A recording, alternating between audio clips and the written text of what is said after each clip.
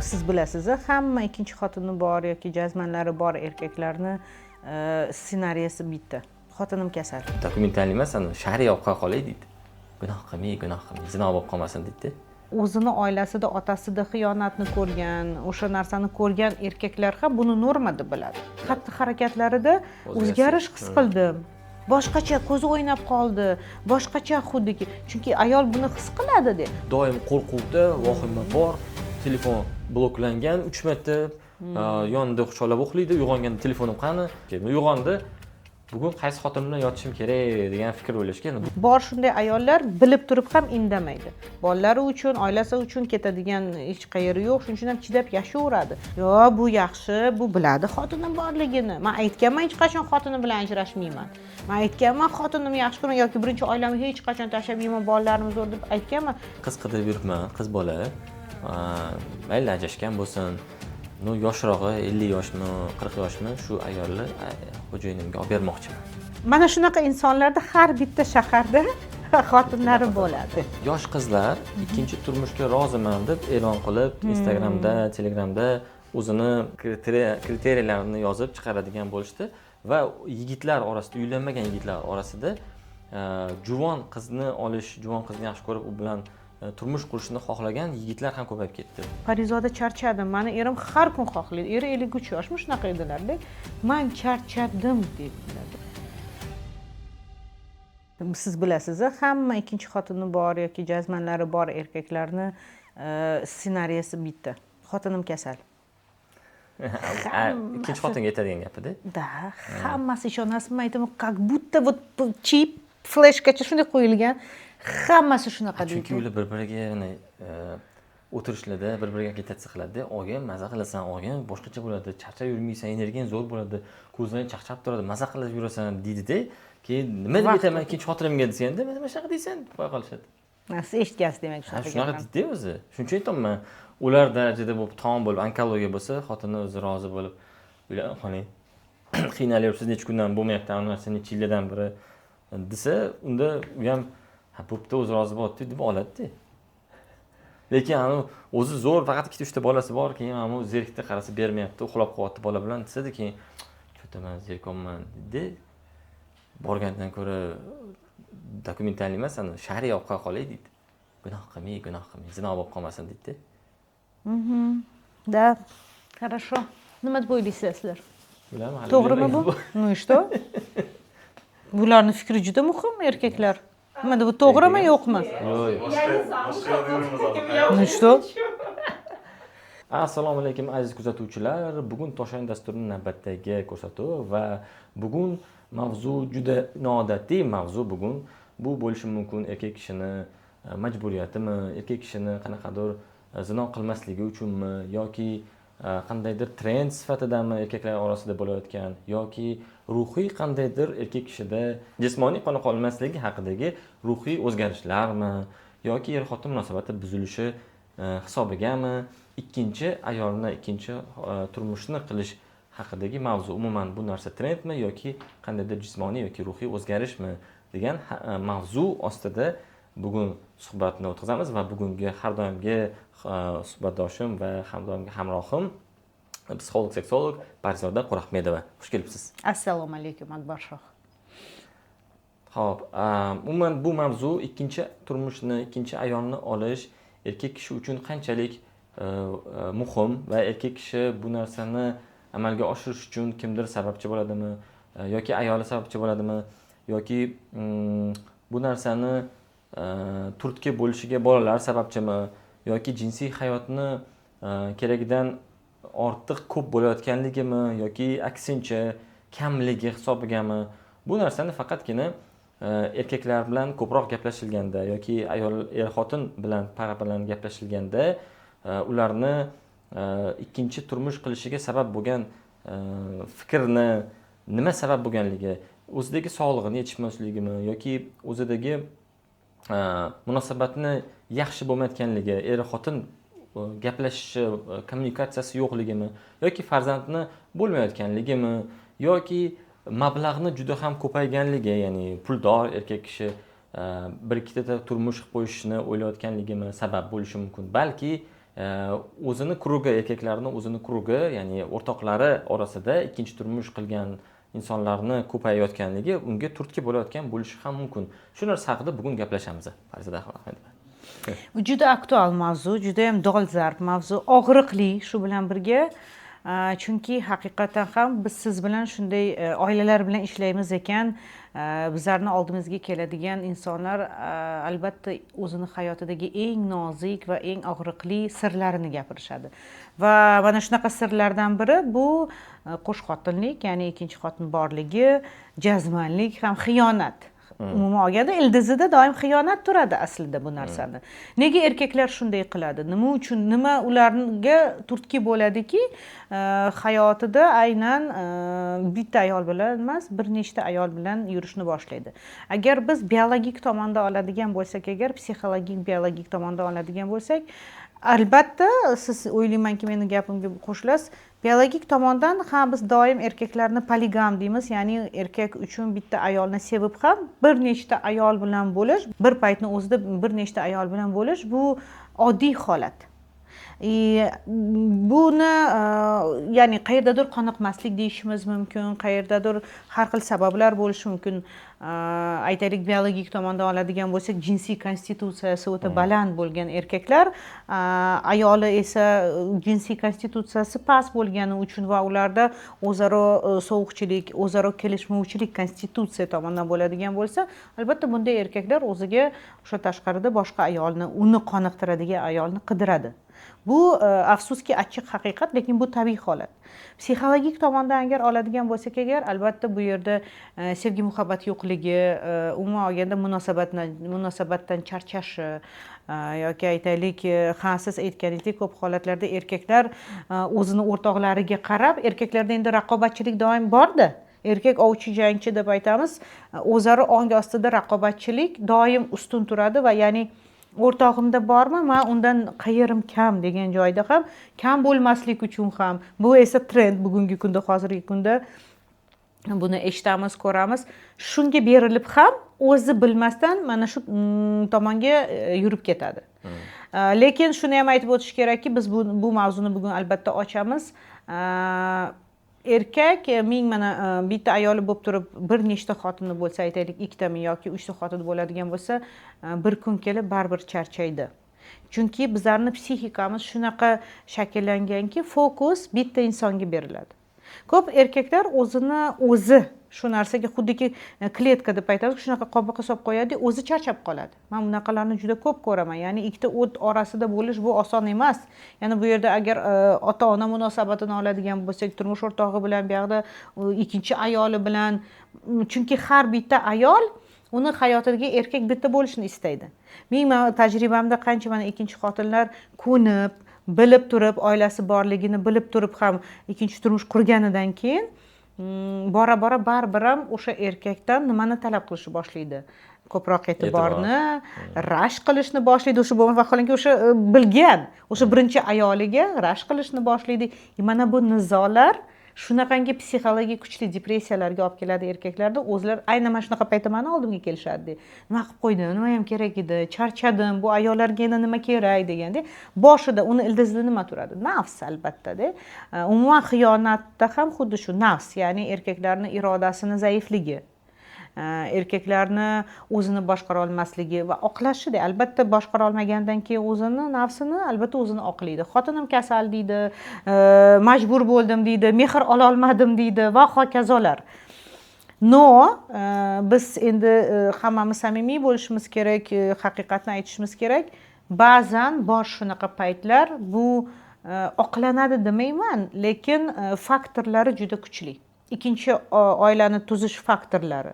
Aytaylik, oilada qanaqadir kuchli kasalliklar bo'ladigan bo'lsa agar, mehr muhabbatni yo'qligi. Meni tajribamda men juda ko'p ko'rganman shunaqa narsalarni, ya'ni birinchi mana ota-onasini majburlagani uchun uylangandan keyin va o'sha birinchi ayoliga mehr bera olmagan bo'ldi. Hech narsa qilib bo'lmaydi. va ajrashib mana men masalan psixolog sifatida aytishim mumkin, tanlov bizda-ku. Ajrashib ketsangiz nima bo'ladi desak agar, ajrasha olmaydi, chunki bu yerda ota-onani o'sha aytganlari borda, ya'ni yo'q, shunday qilsang agar seni oq qilamiz, boshqa qilamiz. Bosim kuchli mana bu yerda. Lekin birinchi oilasi bilan baxtli bo'la olmayapti. Afsuski, baxtli bo'la olmayapti. Albatta bunday erkaklar nima qiladi? O'ziga, ayni uni ham baxtli bo'lishga haqqim bor-ku deydi. Uni ham o'ziga yarasha bahonasi bor, o'zini oqlaydi va albatta o'sha ikkinchi oila tuzadi. U yerda baxtli, u yerda o'sha izlayotgan mehrni, muhabbatni olyapti va yillar davomida shunaqa yashashligi mumkin. Bunday paytlarda biz nima deymiz? Umuman olganda bugun bizlarning eshituvchilarga shuni ham aytib qo'yishim kerakki, biz bugun hech kimga baho bermayapmiz. Qanday to'g'ri yoki qanday noto'g'riligini ham hech kim bilmaydi. Bu shunchaki bugungi zamonning haqiqati, bu shunchaki bor narsa. Biz ko'taryapmiz bu mavzuni, chunki ko'ramiz, eshitamiz, o'zimiz ishlaymiz bu mavzuda. Shuning uchun ham albatta kommentariyalarda o'zingizni fikringizni bildiring. Lekin o'ylaymanki, tam heyterlarimiz endi har doim borda ular. Kommentariy yozishingizdan oldin yoki qanaqadir fikr bildirishingizdan oldin o'ylab ko'ring. Muammoni chuqurligini shunchaki. Siz men har doim aytaman, bu podkastni eshitishyaptimi, bekorga ham emas. Demak, bir narsa olishligi kerak. Mana bu mavzuga chuqurlashishimizdan oldin mana menga shaxsan qiziqdi, Akbarshoh, biologik tomondan erkaklarni bir nechta ayoli bor bo'lgani yoki umuman olganda ikkinchi xotinni olishga aynan urologiya tomonidan yoki meditsina tomonidan nima undaydi? Nima sabab bo'ladi? Yaxshi savol. Bu ikkinchi ayolni olishiga sabab nima ekan deb menda ham savol tug'ilganiga ancha bo'ldi. Bu savolga javobni shu ikkinchi ayolni olgan erkaklar bilan suhbatda mana kelishadi qabulga. Uchinchi ayolni olgan, birinchi ayoldan ajrashib, to'rtinchi ayolni olgan, endi beshinchi ayolni olgan, endi ikkitasidan ajrashib, bunaqa erkaklar bilan ko'p suhbatda ular o'zini fikrini, o'zini sabab bo'lgan nimaligini aytgandan keyin shu bitta fikr kelganman. Tibbiyot tomonidan, ya'ni ruhiy o'zgarish demaymiz, bu yerda tibbiyot tomonidan tanasidagi, erkak kishining tanasidagi yoshiga nisbatan yoshga xos bo'lgan o'zgarishlar ketishi hisobiga ayol kishi tomonidan ham bunaqa o'zgarishlar bo'la boshlaydi. Va bu ham turtki bo'lishi mumkin. Ayol kishini tanasi qarishi, tug'gandan keyin o'zgarishi, jinsiy a'zolarining o'zgarishi, bolalarni katta bo'lib yoki bolalarning kichkinaligi hisobiga ayolini o'ziga e'tibor bermasligi, ya'ni yoqadigan darajada ko'rsatib bera olmasligi bo'lishi mumkin, lekin erkak kishi tomonidan juda ko'p o'zgarishlar bo'ladi tanasida. Mana yosh yigitlar, 25 yoshgacha bo'lgan yigitlarda ikkinchi ayol bo'lishi ehtimoli juda ham kam. U endi uning uchun 25 yoshda ikkinchi ayolni olishi uchun bu 18 yoshda uylanish kerak. Ko'proq bu 35 yoshdan kattaroq bo'lgan erkaklarda, ya'ni 2-3 ta farzandi bor yoki hali farzandi yo'q, farzand bo'lmadi shu yoshgacha uylanganda va endi farzand bo'lish ehtimolini oshirish uchun urug' foizi o'zida yaxshi, ayoli sababchi bo'lganligi uchun, farzand bo'lmaganligi uchun, balki boshqa ayolga uylansam unda farzand bo'lar deb ikkinchi ayolni olishga majbur bo'ladi. Ayoli bilan yo kelishgan bo'ladi, yo kelishmasdan. Shar'iy nikoh qilib, dokumentalni yo'q, endi bitta uzuv taqish ham yo'q, to'ylar kichkinagina anaqaga, krukka va farzand bo'lish ehtimolini oshirish uchun, o'zidan nasl qoldirish ehtimolini oshirish uchun, chunki ayolda hech qanday o'zgarish bo'lmayapti, ginekologik tomondan qandaydir muammo bor. Masalan, детская матка degani o'smay qolgan bachadon yoki tuxumdonlari umuman zaxirasi tugagan. Bunga hattoki eko ham qilib bo'lmaydi. Ajrashib ketaman desa yuragi qo'ymaydi. Xotinni yaxshi ko'rib olgan. Birinchidan bu bo'lsa, ikkinchisi bu ota-onasini oldida ajrashaman, bola bo'lmadi degan gap aytib ajrashsam, ota-onasini xafa qilib qo'yib, tushkunlikka tushib qolishini xohlamaganligi uchun imi-jimida sekin bitta ayolni topib, unga uylanib, bolali bo'lib, bolam bor-ku degandek yurish uchun bu yoshda. Undan keyin 35 yoshdan keyin erkak kishining testosteroni sekin-sekin pasayib borganligi uchun qorin chiqa boshlaydi, o'zi sport shug'ullanish yo'q, kech yotadi, biznes bilan ovora, pul topish bilan ovora. Xotiniga faqat shu o'zidagi jinsiy ehtiroslar paydo bo'lgan vaqtdagina qo'shilib, boshqa vaqt qo'shilish yo'q.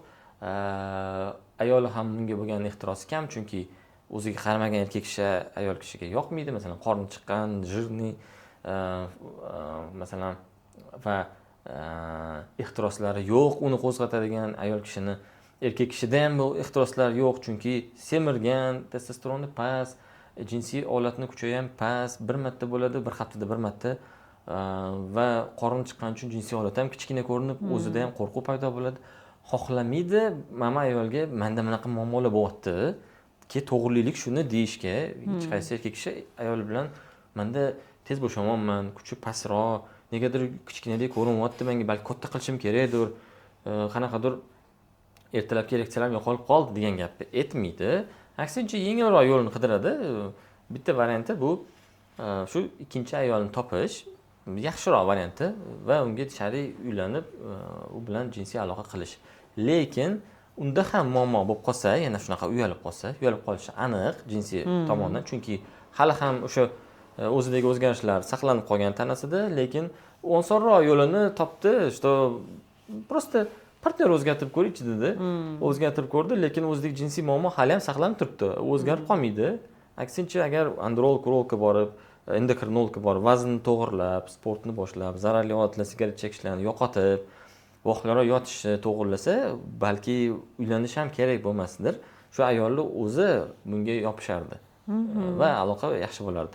Kattaroq yoshdagi insonda bunda testosteron past, mushaklari atrofiyaga uchragan, qonda jinsiy olatga kelgan qonni miqdori kamaygan, surunkali kasalliklar bor, masalan, qon bosimi tushirish uchun dori ichadi, qonni suyultirish uchun kardiomagnit ichadi, sahrni diabeti bo'lishi mumkin. Bular hisobiga birinchi ayoliga e'tibor yo'q. O'ylaydiki, yana men yoshim katta, ayolim qarib qoldi deb o'ylaydi. Endi u yoshrog'ini oladi. Yoshrog'ini olsa, uyalib qolishi mumkin. Shuning uchun bitta doktorga borib kelay deydi. O'sha paytda endi, chunki o'sha bezovta qilyapti-da, umuman qo'zg'almayapti. Endi borsa, vrach endi aytishi mumkin, "Vo, mana shuncha muammolaringiz bor ekan, buni to'g'irlanmasa bo'lmaydi, hattoki operatsiya ham taklif berishi mumkin." Bo'lmaydi. Agar endi ochiq-oydin vrach bilan gaplashib, "Men ikkinchi ayolga uylanmoqchiman, chunki meni to'g'irlab bering, meni remont qilib bering, kapremont qilib bering" desa, vrach aytishi mumkin, "Mana bunaqa muammolaringiz bilan buni oldida siz uyalib qolasiz, ertaga yuzingizga soladi, yoshi nega menga uylanding agar qila olmasang" deganda edi, qo'pol qilib aytganda. Shuning uchun agar muammo bo'lyaptimi, muammoni osonroq yo'li uylanib emas, balki shu boshqacha yo'li bilan to'g'irlash, o'zidagi muammoni to'g'irlansa, o'zini bitta ayol bilan qolardi o'sha erkak kishi. Tanasida bo'layotgan o'zgarishi yoshga qarab o'zgaradi, lekin shu yoshga qarab o'zgarishidan oldin o'zi tushunib yetsin, mana informatsiya beramiz-ku. Ammo yoshda bunaqa bo'ladi, bu yoshda bunaqa bo'ladi, bu yoshda bunaqa bo'ladi. Har yili bir marta o'sha tekshiruvdan o'ttirsa, ikkinchi ayolga uylanish balki kerak ham bo'lmas.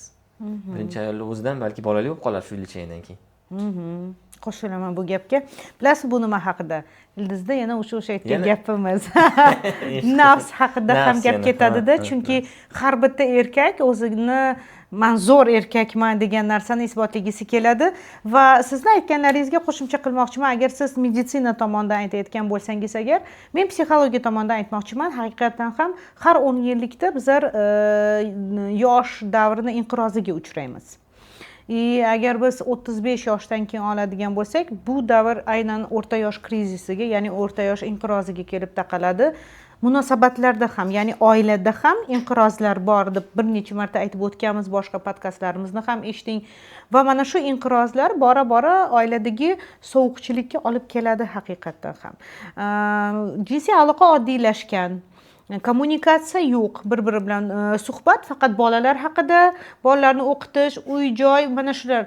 Bu qiziq emas miyaga. Miyaga doim dopamin kerak-da, ya'ni yengillik kerak.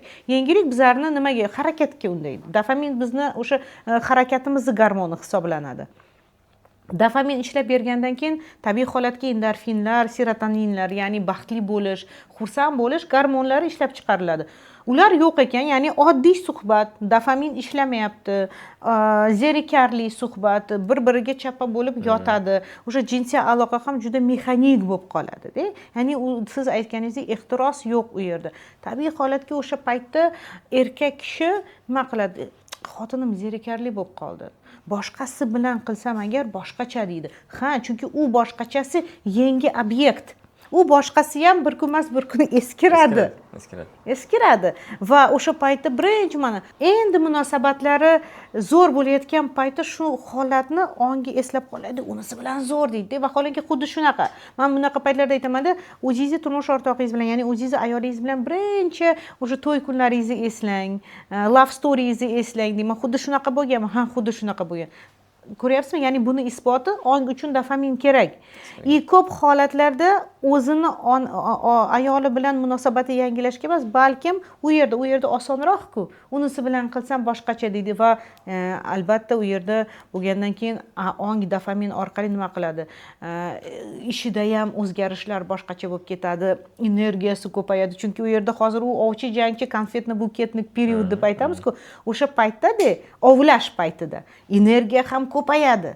O'sha yerda harakat qiladi va erkaklar o'ylashadiki, ana yaxshi bo'ldi shunaqa qilganim.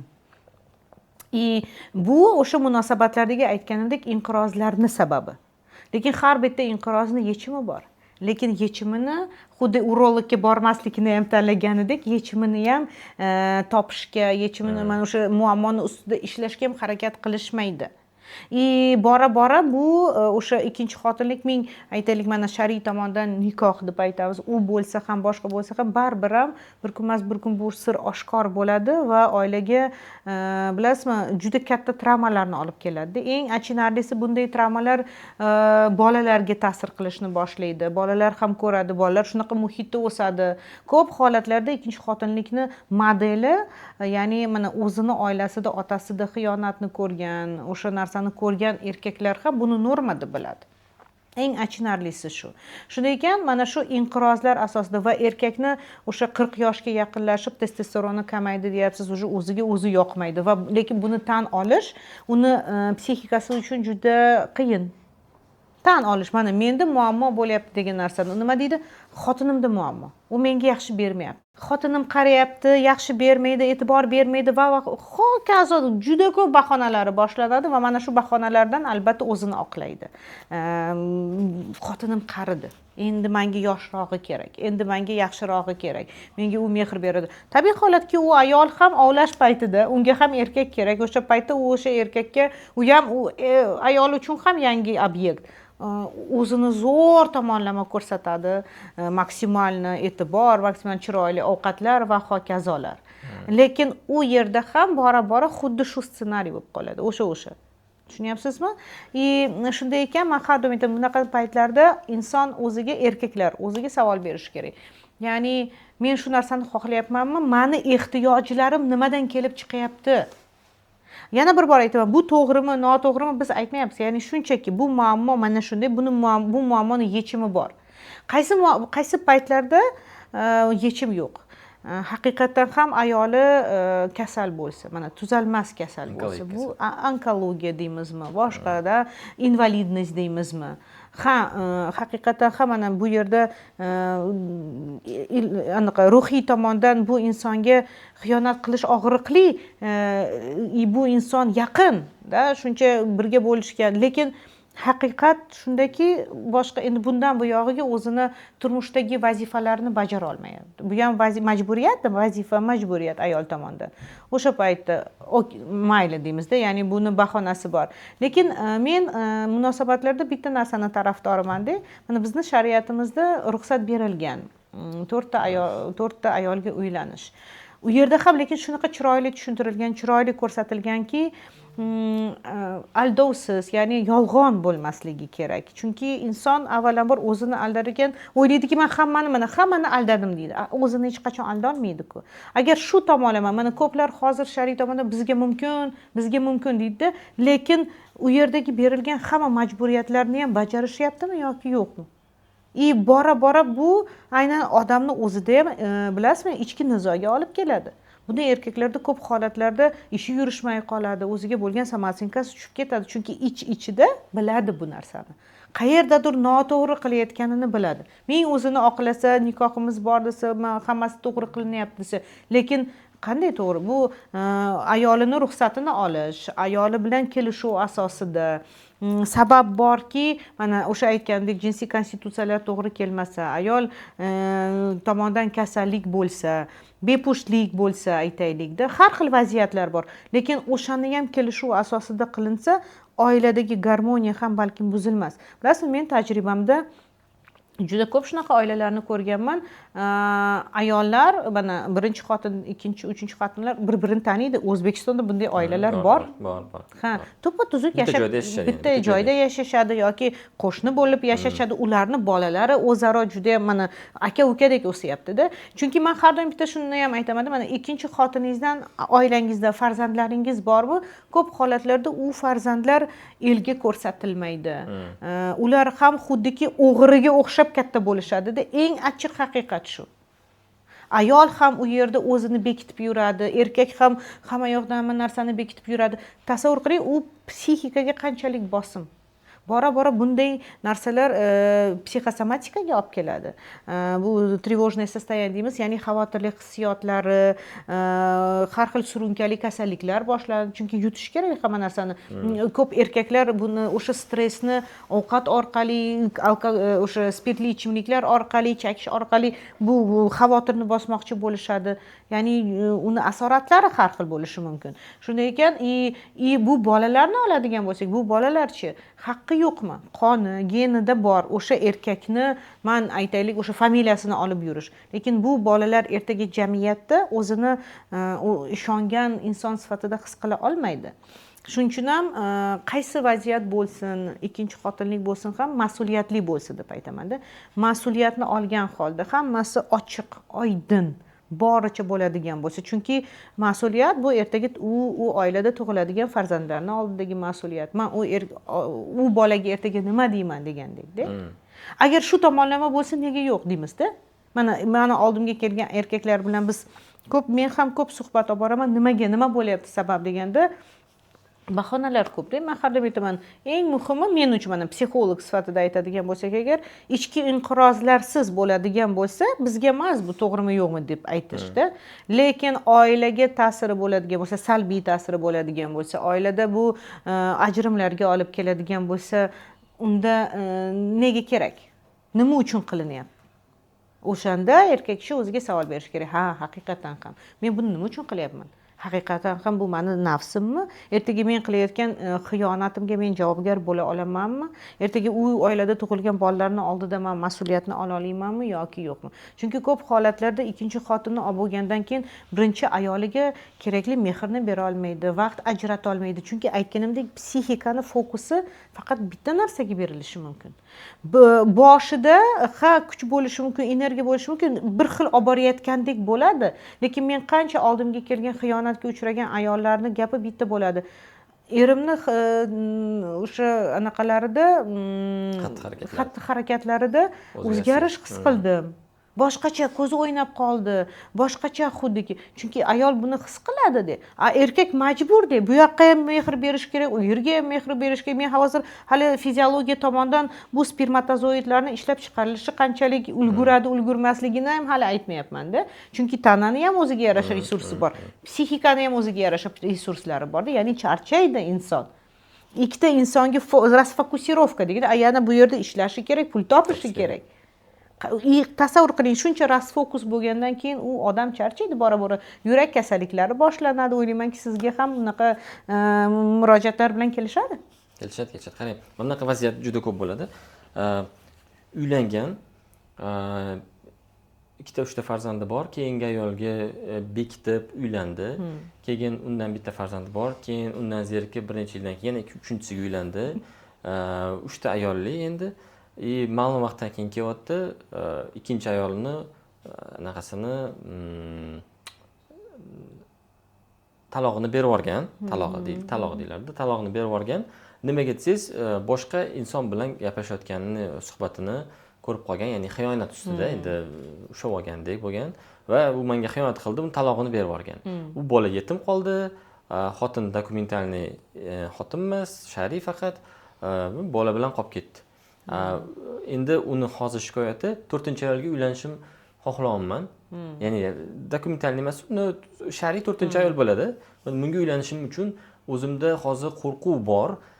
balki ikkinchi ayolni qondira olmaganligim uchun, u bilan yaxshi aloqa bo'lmaganligi uchun yana shunaqa bo'lib qolsachi, qaysidir ayolim degan qo'rquv bor, yoki menda nimadir o'zgarish bo'ldiki, men qoniqtira olmagan bo'lsam kerakki, ayolim menga xiyonat qildi.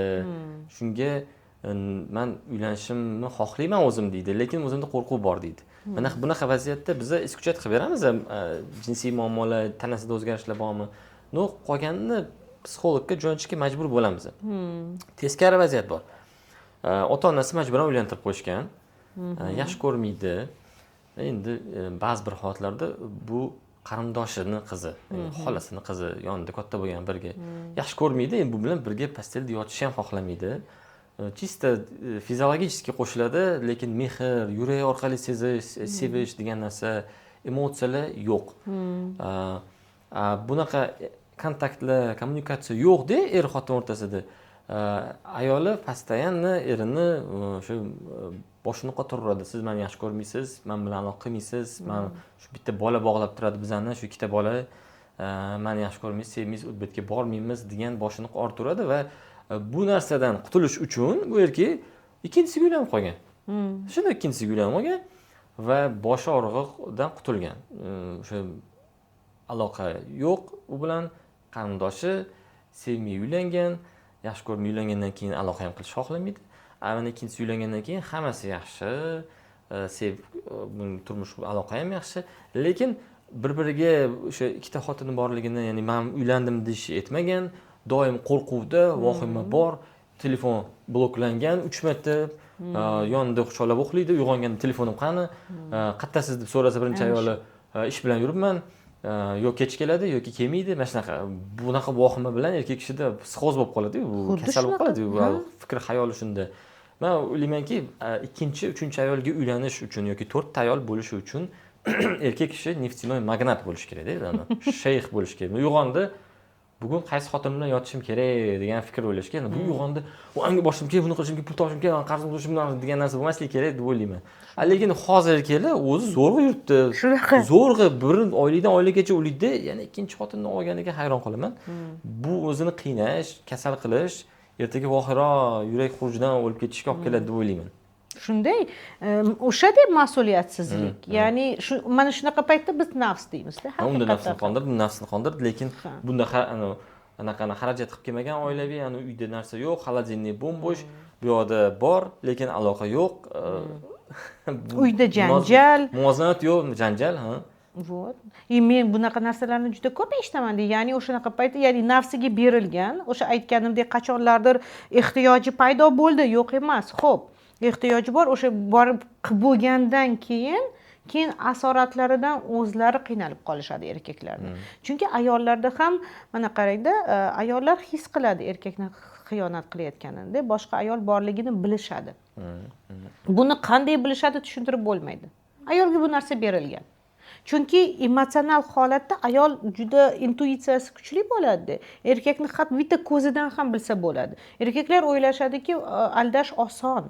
Oson emas. Bor shunday ayollar bilib turib ham indamaydi. Bolalari uchun, oilasi uchun ketadigan hech qayeri yo'q, shuning uchun ham chidab yashayveradi.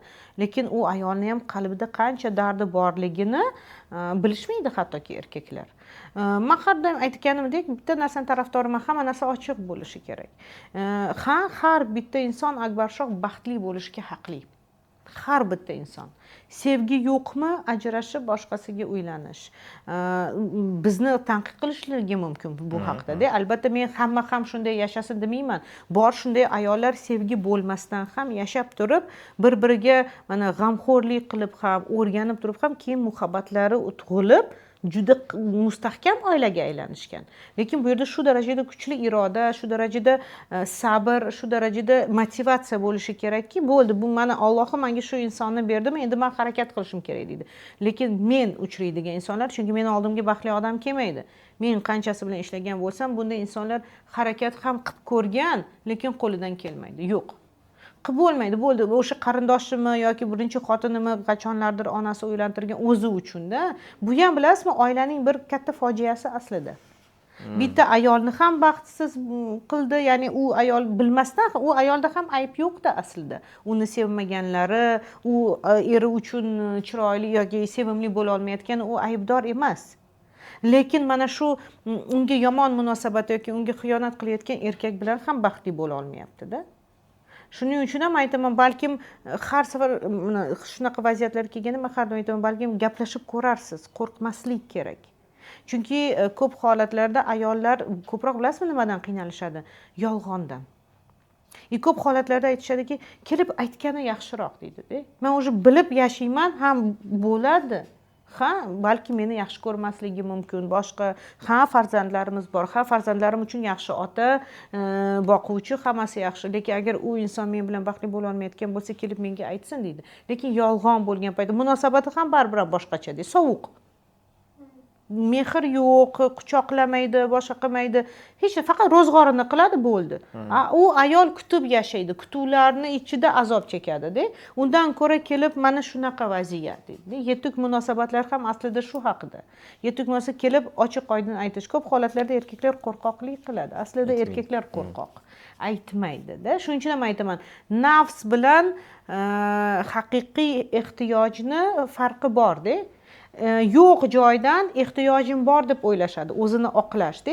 Bu o'zi bilan o'zi garmoniyasizda munosabat, ya'ni o'zini aldaydi. Aldamaslik uchun erkak, men erkakman deyishni yaxshi ko'radi, to'g'rimi? Bo'lmasa oxirgacha bo'lsin. Aytaman-ku, bizga emas, u ikkinchi xotin oling, bu to'g'ri yoki ikkinchi xotin olmang, bu noto'g'ri deyish bizga emas. Lekin hamma narsa hayotda oydin bo'lsin. Agar shariat deb aytadigan bo'lishsa, bugungi kunda, chunki bu juda zo'r shit bo'lgani, qalqoncha bo'lyapti, hamma uchun bizga mumkin deydi. Xo'p, oxirgacha qiling. Agar oxirgacha qilmayotgan bo'lsangiz, bo'lmasam tan oling. Yo'q, men ikkinchi xotinman, shariat bo'yicha emas, balkim shunchaki xiyonatkor insonman deb ayting. Yoki agar xotiningiz bilan qoniqmayotgan bo'lsangiz, kasal bo'lsa, boshqa bo'lsa, kelib ayting. Jonim mani, uzr. Men shunaqa, men yomonman, lekin qo'limdan kelmayapti, bo'ldi. Ehtiyojim o'sha yerda qondirilyapti. Men seni aldagim kelmayapti bundan bu yog'iga. Chunki hamma narsani javobi bor-ku. Meni fikrim shunaqa. Ya'ni psixologiyada mana bizlar qancha men seksologiya bo'yicha, psixologiya bo'yicha bizlar ilm oladigan bo'lsak, mana oilaviy konsultatsiyada ham aytaylik, oila simptomi bilan ishlaymiz, juftlik kelyapti, keyin alohida erkak yoki ayol kelgandan keyin aytaylik, men o'sha alohida konsultatsiyada erida ikkinchi xotini borligini bilsam agar, meni konsultatsiyam, terapiyam baribir nimaga yo'naltiradiki, buni aytib, o'zaro gaplashib olib hal qilish kerak. Chunki yolg'onni ustiga yolg'on qo'shilaversa, bunday oila hech qachon baxtli va mustahkam bo'lmaydi. Biz уже aytib o'tdik, erkaklarning o'zida nima qanaqa o'zgarishlar bo'ladi-da. Ya'ni o'sha yurak kasalliklari, boshqasi potensiyada ham xuddi shunaqa bora-bora psixologik tomondan bu ichki inqirozlardan kelib chiqqan nevrozlar, psixozlar kelib chiqishi. Ayolida ham bilib turib yoki eridan doimiy ravishda kutuvlarda yashaganda psixosomatika bo'lib, onkologiya bo'lishlari, kasal bo'lishlari, buni bolalar ham ko'radi. Ya'ni bu oilada muhitni o'zi baxtsiz. Напряженный, ya'ni напряжение bor, lekin hech kim xuddiki ham bilmagandek soladi ham. Bu yerda men shu narsani ham ochgan bo'lardim. Ikkinchi tomondan ham, mana biz hozir faqat birinchi ayollar haqida gapiryapmiz-da, lekin ikkinchi xotinlar ham ularni qiynalishini men ikkinchi ayollar bilan ham ko'p ishlayman. Ular ham kutib yashaydi. Ular ham kutib yashaydi. Ular ham xuddi shunaqa baxtsiz aslida. O'zi bilmay turib o'zini boshqara olmaydi. U qachonlardir ko'nikkan narsasini keyin nima qilish boshlaydi, bildirishni boshlaydi. Xotiniga SMS yozadi, rasmlarni jo'natadi, chunki psixika bardosh bera olmaydi. Men ham birinchi bitta bo'lgim keladi deydi-da. Men ko'ngan bo'lsa ham. Erkaklar esa mana shu gapga ishonishadi. Yo'q, bu yaxshi, bu biladi xotinim borligini. Men aytganman, hech qachon xotinim bilan ajrashmayman. Men aytganman, xotinimni yaxshi ko'raman yoki birinchi oilamni hech qachon tashlamayman, bolalarimiz zo'r deb aytganman. Lekin bu ko'nikib menga anaqa qilgan deydi-da. Lekin bora-bora nima boshlanadi? Ketdi SMSlar, qachon kelasiz? Bilib turib, mana ikkinchi xotinlar bilib turib, birinchi ayolim hozir uyda ekanligini bilib turib, jonim, bugun kelasizmi? Nega? Mana mantiqiy savol beradigan bo'lsa. Erkakka emas, u ayolga yozyapti. Chunki erkaklarning kundoshligi bu dunyodagi ne degan urushlardan ham kuchliroq hisoblanadi aslida. Shunaqa deymiz, mana aytmaydi bir-biriga, ikkita xotiniga, mana birinchi xotiniga ikkinchi ayolga uylandim degan gapni aytmaydi-yu, lekin shunaqa patsientlarim bor. Bular ikkala ayoliga ham aytgan. Uylanishdan oldin ham aytgan, men uylanyapman deb, ikkalasiga ham aytgan, hammasi yaxshi o'tib ketdi. Nimadir bo'ldiki, yoqmay qoldi ikkinchi olgan ayoli. Endi ajrashish payti. Ikkinchi ayolning talog'ini berish payti. Endi bu o'zini kurugida bitta xotinni olib eplolmadi, ikkinchi xotinni endi ajrashmoqda degan gap qo'rqadi yoki eplolmadingiz-da, shuning uchun menga qaytib keldingiz degan gap xotindan kutyapti. Mana shunaqa holatga tushib qolgan bu erkak kishiga siz psixologik qanday tavsiya bera olasiz? Seksolog sifatida. Bu yerda seksologik muammo yo'q, aytaylikda, agar konkretno men bo'ldi, charchadim, kuchim yetmayapti demasa agarda. Yo'q, bu yerda shu yoqmay qolganda, yo'q, faqat bu уже psixologiya, ya'ni yoqmay qolishi ham mumkin. Bu yerda уже shunchaki tan olish, ham men nafsimga uchdim, shunday bo'ldi-da, tan olish va nima bo'lganda ham chiroyli ajrashish ham hammaga ham emas-da. Ko'p holatlarda bunday erkaklar bahona qidirishni boshlaydi, har xil narsa yurib ketdi, pismadon chiqildi va hokazolar. Bu yerda faqat bitta narsani ham aytib o'tish kerakki, ikkinchi ayol ham bilib turib bu munosabatlarga u ham rozilik bildirib kirganda. Uni oxiri shunaqa bo'layotgani ham ikkalasining mas'uliyati. Bu yerda bunday olib qarasak agar, yolg'onni o'zi ham yo'q-da. Shuning uchun ham tan olib xato qilishga hammaning haqqi bor. Bu yerda erkaklar ko'proq, albatta, agar egoist bo'lmasa, mana yetuk pozitsiyasiga chiqaramiz-da. Aynan terapiya har doim yetuk pozitsiyaga chiqarishga. Agar majburiyat olgan bo'lsang, mana shu ayolni ham xafa qilmasdan, agar bo'ldi, haqiqatan ham munosabatlarim tugadi deb shunchaki talog'ini berib bo'ldi, sen kerak emassan deb отношенияni buzish bu noto'g'ri. Chunki u ayolning ko'ngli og'riydi. Lekin kelib o'tirib, senga rahmat, mana shu munosabatlar uchun shunaqa bo'ldi, bu yog'iga eplolmayapman. Haqiqatan ham eplolmayapman. Nega yo'q? Ikkichi bo'lishga endi qilib qo'ygandan keyin ikkichi bo'lib qolganini ham tan olishi kerak-da. Lekin mana shu senga mana 6 oylik xarajatingga, boshqasiga, agar farzand bo'lmaydigan bo'lsa, albatta-da, mana shunaqa men yutqazdim. Okey, mag'lubiyatga uchradim degan narsani tan olish. Bu yetuk pozitsiya bu aslida. Bilasizmi, terapiyada, mana konsultatsiyalarda inson o'zini qaysidir o'sha qilgan ishi uchun mas'uliyatni olishi bu konsultatsiyani 50% yaxshi ekanligini bildiradi-da. Ya'ni mas'uliyatga olib kelish mijozni. Mendan o'tdi, ayb bo'ldi. Chunki majburiyatda yo'q-ku. Chunki nima qilinsa ham, xoh erkak tomonidan, xoh ayol tomonidan bu baxtli bo'lish ehtiyojidan kelib chiqadi-ku. Baxtli bo'lish aslida bu dunyoda juda oson. Eng birinchi katta qadam bu o'ziga, mana ichiga nazar solib, men aslida bugun nimani xohlayapman deb aytish. Bu albatta har doim men shunday xohladimmi, shunday qilaman haqida emas, balkim mas'uliyat bilan-da. Ya'ni men mana shu munosabatga kirdimmi, men qanaqa majburiyatlarni olgan edim. Bu insonni oldiga kelib samimiy, boricha ochiqchasiga gaplashib olish va u insonga kamida 6 oyga o'sha finansiy podushka deb aytamiz-ku, chunki u ham qachonlardir ishonib munosabatga kirgan, to'g'rimi? Shu narsani qilish, podдержка bo'lish, o'rtoq bo'lib berish, ya'ni men seni qo'llab-quvvatlayman. Seni ering bo'lmasam ham kelajakda seni o'rtog'ing bo'lib qolaman. Chunki qachonlardir sen menga ishongansan. Mana bu haqiqiy erkakning ishi aslida. U yerda уже boshlanadi, ayolini oldida uyalishdan qo'rqadi, boshqa qiladi. Ayolini oldida allaqachon уже bo'lgan aslida. Kechirasizlar, qo'pol bo'lsa ham. Shunaqa ayol kishi bor, taniyman.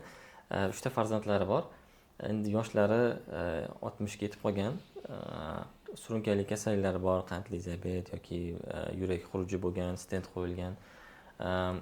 Suhbatda shunaqa deyaptilarki, xo'jayinim endi baribir menga o'xshab vazni ortib ketmagan, baribir o'ziga qaraydi.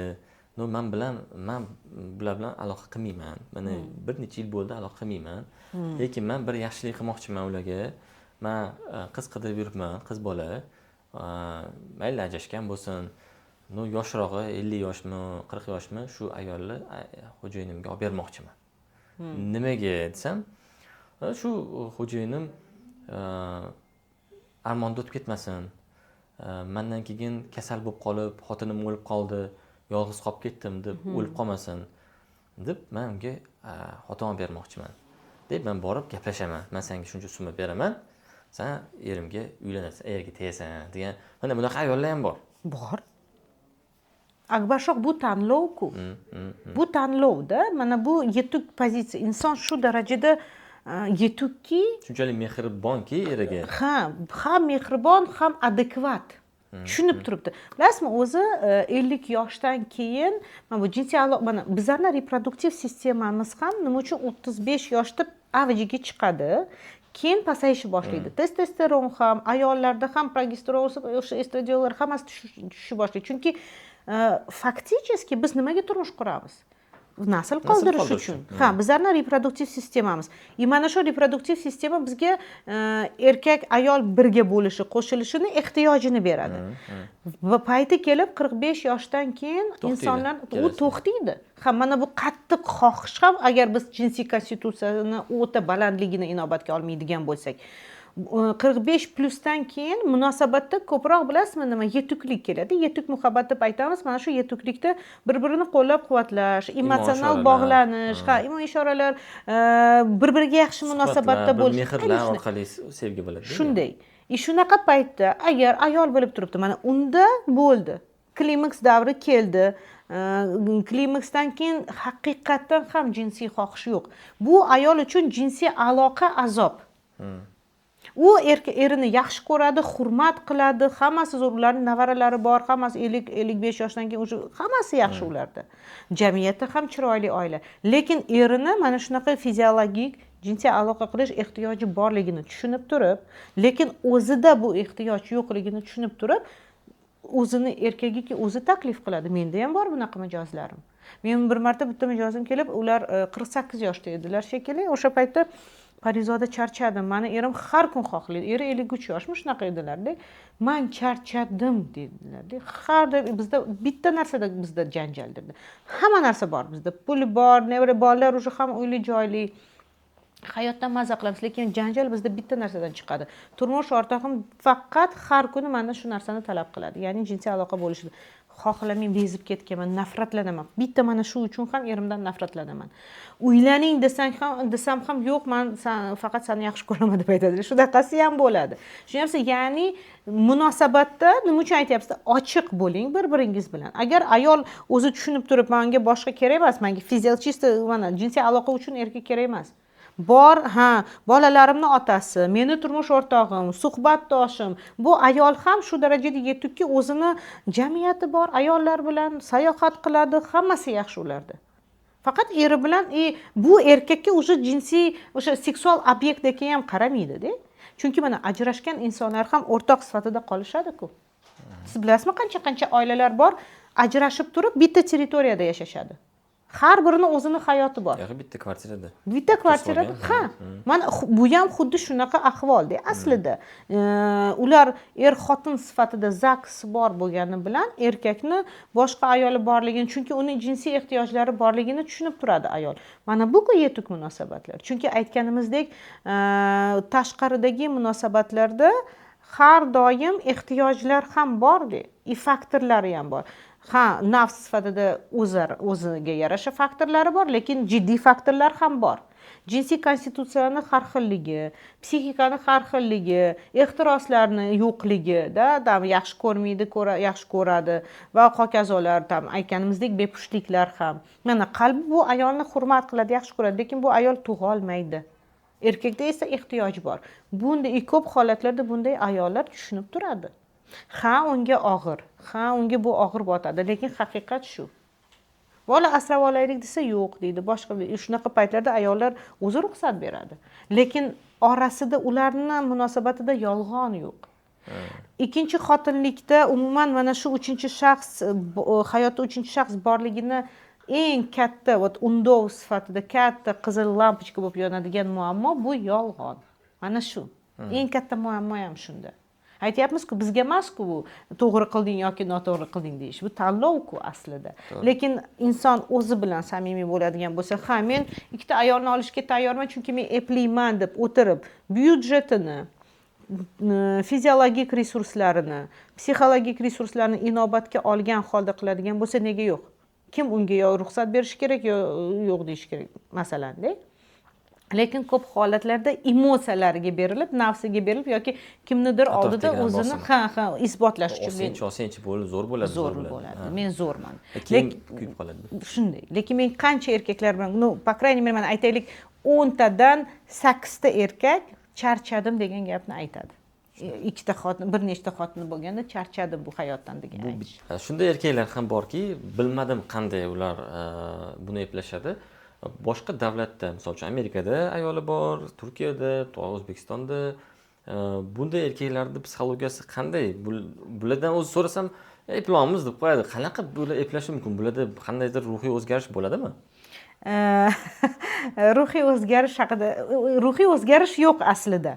Agar biz hozir juda ham tanqidli bo'ladi bu yerda, aslida buni norma desak ham to'g'ri. Ya'ni har bitta inson uchun uy kerak, in kerakda, ya'ni gnizdovay vatan deymiz-ku, vatan kerak. Ya'ni agar u erkakda hamma yoqda bizneslari bo'lib turib, mana shu ayollarni qiladigan bo'lsa, bu oila ham emasda. Bu erkaklar, mana bilasizmi, oldinlari dalnaboyshik degan anaqa bor, kasb, bilasiz, uzoq yo'lda yurishadi. Mana shunaqa insonlarda har bitta shaharda xotinlari bo'ladi. Bilasizmi, nega? Chunki u borgan joyiga xotirjam bo'lib, uni kutib oladigan inson bo'lishi kerakda. Shunday erkaklar albatta har bitta shaharda o'ziga mana shunaqa ayollarni topib olishadi-da, erkak er bo'lib berishadi bunday ayollarga. Bu yerda boshqa tomon muhim. Ayollar ham bunday hayotga ko'nikishadi-da. Bu yerda bundoq olib qaradigan bo'lsa, agar bu erkak haqiqatan ham, ya'ni yolg'on emas, u o'zini nafsini, o'zini komfortini o'ylayapti. Lekin siz aytganingizdek eplayotgan bo'lsa, u uchun bu norma bo'ladi. To'g'rimi, noto'g'rimi? Agar uni haqiqatida bu to'g'ri bo'lsa, chunki u komforti bo'yicha ketadi. Chunki hamma joyda vatanini qurib qo'yganda. Agar u doimiy ravishda bo'ladigan bo'lsa, agar bunday erkak u yoqqa borib kelishim kerak, chunki xotinim bor, voy u endi bunisi talab qilyapti, u yoqqa ham boryapman desa, albatta bu bora-bora nevrozga olib keladi, chunki har tomonlama resurslarni saqlab qolish bu qiyin. Aynan ong ostidagi psixologik tomonini oladigan bo'lsak, bu shunchaki hamma o'sha borgan joylarda vatan qurish degandek-da, mani kutib oladigan inson bo'lsin. Chunki har bitta erkakni mana ildizida ona mehrini olish turadi-da. Bu ayollarning g'amxo'rligi uni o'ziga bo'lgan o'sha hayotdagi tinchligini xuddiki tasdiqlaydi. Mana shu narsa unga shu narsaga turtki bo'ladi. Bu yerda o'sha bu aytganim har o'sha gap, mas'uliyat va hokazo o'z joyida bo'lsa, yolg'onsiz bo'lsa yoki mana shu munosabatlari boshqa ayollariga ta'sir qilmaydigan bo'lsa, nega yo'q? Nega yo'q? Aytaman-ku, men bilasizmi, hayotimda mana shu yoshimda shunaqa narsaga kelganmanki, menga emas qanaqadir baho berishda. Shunchaki bu faktorni tushuntirib berish bo'ldi. Meni vazifam shu. Bu to'g'rimi yoki yo'qmi men gapirmayman. Oddiy inson sifatida meni fikrim boshqa joyda, lekin mana shu yerda psixolog sifatida bu beryapmanmi? Haqiqat mana shunaqa. Bitta vaziyatni fikringizni bilmoqchiman. Hozir negadir ancha kamayib qoldi. Bir yil oldin shu narsa juda trendga chiqib ketdi. Yosh qizlar ikkinchi turmushga roziman deb e'lon qilib, Instagramda, Telegramda o'zini kriteriyalarni yozib chiqaradigan bo'lishdi va yigitlar orasida, uylanmagan yigitlar orasida juvon qizni olish, juvon qizni yaxshi ko'rib, u bilan turmush qurishni xohlagan yigitlar ham ko'payib ketdi. Bunday holatga siz qanday o'z fikringizni bildirasiz?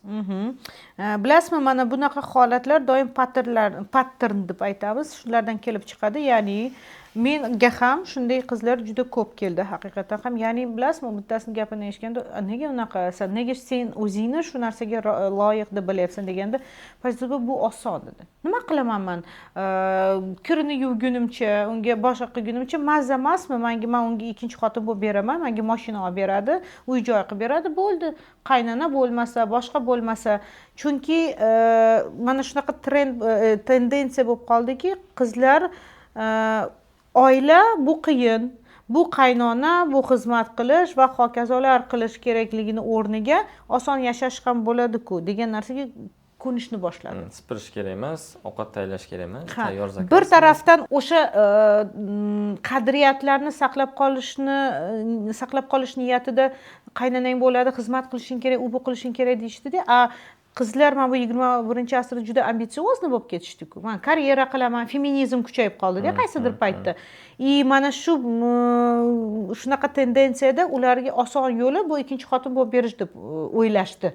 Lekin bu tendensiya уже yo'q bo'lyapti, chunki haqiqatan ham bizning qadriyatlarimiz, ehtiyojlarimiz, mana psixologik ehtiyoj baribir kuchliroq. Chunki bu instinkt sifatida bo'ladi. Mana shu instinkt baribir ham ayol uchun bitta bo'lish, oila qurish, farzand tug'ish ustunroq. Bu tendensiya уже sekin-sekin moda deganlardek chetga surilyapti. Agar biz yana shu patternni ham oladigan bo'lsak, oilasida onasini qiynalganini ko'rgan bo'lsa, atrofda erkaklar aslida yomon, ular hammasi xiyonat qiladi, hammasi unaqa, otasini ham xiyonatini ko'rgan bo'lsa, ong ostida erkaklardan o'ch olish sifatida, erkaklar mana nafrati, zaxirada shunaqa tushib qoladi, o'ch olishdek, o'zini ikkinchi xotinlikka anaqa qilib, faqat erkaklarni sug'urib oladigan obyekt sifatida bo'lib qoladi. U xuddiki mana podsoznательно deb aytsak, ong ostida o'sha erkakni faqat uni pulini olib, uni qadrsizlantirib, men shunaqa qilib o'ch olyapman deb bo'ladi. Chunki undan pulni olib ajrashib, keyin bundan pulni olib shularga evaziga yashaydi. Da, psixotravmasi shu narsaga olib kelgan. Bu noto'g'ri yo'l, albatta-da, chunki bora-bora u o'zini razrushat qiladi. Ya'ni o'zi ertaga noto'g'ri yashaganidan o'zi baxtsiz bo'ladi. Buni tushunib turadi. No, psixotravma shunisi bilan ham psixotravmada, ya'ni u boshqara olmay qoladi bunaqa narsani. Chunki oila degan tushunchaga nafrat katta. Oila bu yomon, oila bu xavfli, oilada faqat abyuzer bo'ladi, urushadi, xiyonat qiladi, unaqa bo'ladi deydi. O'zini oila degan narsadan olib qochadi.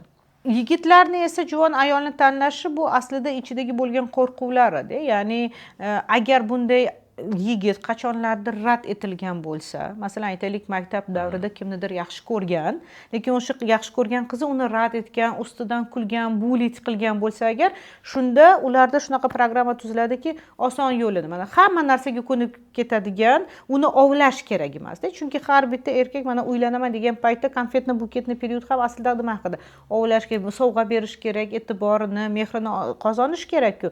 Bu narsani qilgisi kelmaydi. Chunki shart emas. Chunki ong ostida rad etilishdan qo'rqadi. Shuncha men harakat qildim, lekin rad etildim. Albatta ko'p holatlarda onadan ham rad etilgan bo'lsa, mana borib onamni quchoqlayman degan paytda, tam 3 yosh, 5 yosh bo'lgan paytda borib tur, nari tur degan холодная mamada, ya'ni sovuq ona bo'lgan bo'lsa, bolasini rad etgan bo'lsa, o'sha o'g'il bolani, uni psixikasida mana shunaqa programma bo'ladiki, men shunday ayollarni tanlaymanki, meni rad etmaydigan ayollar bo'lsin deydi. Juvon ayollarda ularda qanday? Men menga ham kerakman. Любой menga e'tibor bergan erkak okey, rozi bo'lib ketaveradi deb, oson-da. Shuning uchun ham bular bir-birini topib oladi shunaqa paytda. Sababi ham shunda. Bugungi mavzuyimizda ikkinchi turmushni olishga sabab nima yoki ikkinchi turmushni agitatsiyasi, ya'ni siz shuni olsangiz yaxshi bo'ladi emas, balki ikkinchi turmush yaxshi emas, bitta turmush bilan yashagan ma'qul, ikkinchi turmushdan javobini berib oling degan ma'noda o'tkazganimiz yo'q. Aksincha, biz mustahkam oilani tarafdorimiz. Oilangiz tinch, baxtiyor yashasangiz, to'polon bo'lmasa, doim baxtiyorligingizni his qilib yashasangiz, biz xursandmiz va buni tarafdorimiz. Va bugungi mavzu sizga ikkinchi turmushni olishga turtki bo'lmasin va oilangizni buzilishiga sababchi bo'lmasin va tarafdor sizga biz agitatsiya qilayotgandek bo'lmaylik. Bu faqatgina shunday muammolar, shu oddiygina ikkinchi turmushni boshlagan yoki boshlamoqchi bo'lgan erkaklarda muammo qanday bo'lishi haqida ochiq-oydin gaplashdik. Bu qisqa vaqt ichida hammasini gapirishga ulgurmaysiz. Albatta, shuning uchun bunga o'xshagan mavzular sizga qiziq bo'lsa, marhamat kommentariyada yozib qoldiring va albatta shu video boshqa insonlarga borish uchun ham YouTube kanalimizga a'zo bo'ling, like bosib qo'ying, kerak bo'lsa kommentariyada o'z fikringizni qoldiring. Qaysi mavzu qiziq bo'lsa, shu mavzuni yozib qoldirsangiz, keyingi safar shu mavzuni ochiq-oydin gaplashamiz. Farzod opa, sizga katta rahmat. Sizga ham rahmat.